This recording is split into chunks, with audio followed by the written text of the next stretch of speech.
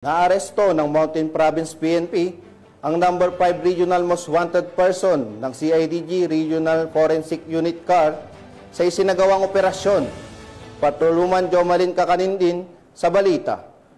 Dahil sa patuloy na kampanya ng kapulisan ng Cordillera sa kanilang laban kontra kriminalidad, arestado ng Mountain Province PNP ang tinaguriang number 5 Regional Most Wanted Person ng CIDG RFU CAR sa Mountain Province nito lamang ika-12 ng Nobyembre taong kasalukuyan. Matagumpay ang operasyon dahil sa pagtutulungan ng mga operatiba sa pangunguna ng Sabangan Municipal Police Station, katuwang ang Buntok Municipal Police Station, Mountain Province Police Provincial Office, CIDG Mountain Province at iba pang ahensya.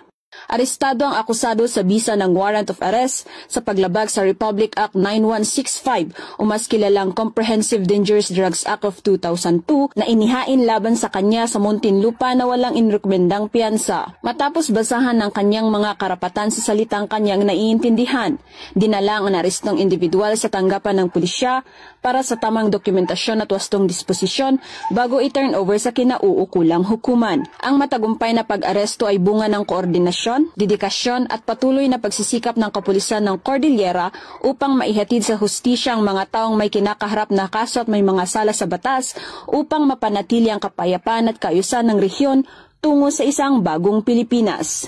Mula dito sa rehiyon ng Cordillera, ako ang iyong PNN correspondent, Patrolwoman Jomalyn Kakanindin, alagad ng batas, tagataguyod ng Balitang Pulis.